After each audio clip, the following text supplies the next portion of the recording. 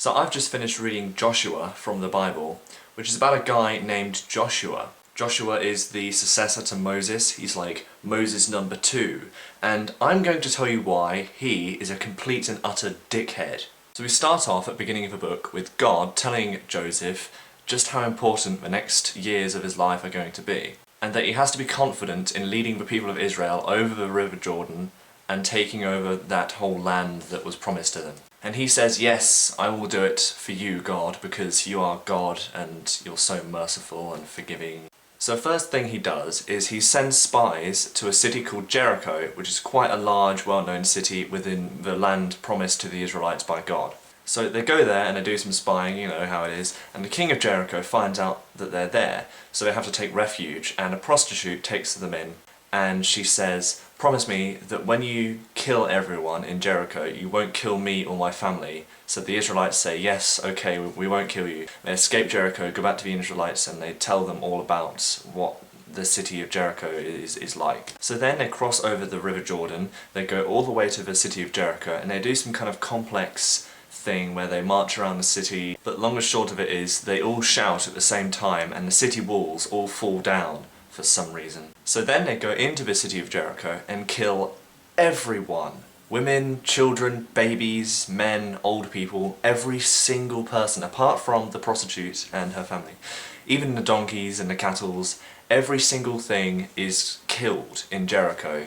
The king is brutally murdered, but you know, the prostitute family is spared, and God commands the Israelites not to touch any of the precious things like bronze and silver. One man named Achan does, he steals some gold or something like that, and they brutally stone him to death and his family, and they burn them. I don't remember the names of all the other cities that they take over, but every single city that they destroy, they kill every single human being in the city, women, children, men, kill every single person, and each king that they capture, they hang them on a tree until the evening and bury them in stones. And apparently the stones are still there today, although I highly doubt that. So after they've killed every single person in this promised land, in every single city, they start dividing the land into the different tribes of Israel. And after they've done that, Joshua says goodbye to the eastern tribes and they go over to their side. But before they do, they build an altar, and everyone gets really angry and they start saying, why have you done this? Because they think this altar is dedicated to other gods apart from this God. And they're like, oh, what have you done? What have you done?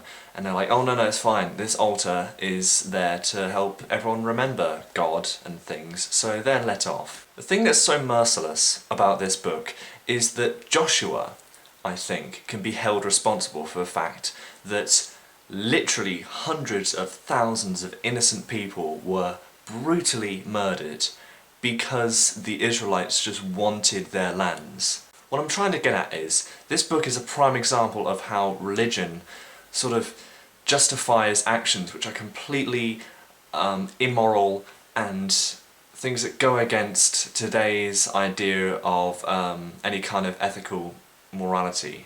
And I know that it's really God who ordered the death of all these people, but it's the same kind of thing that happened in Germany. You can't just say, I was only following orders. Joshua should have said, no, it's immoral to kill all these innocent people because you've asked me to.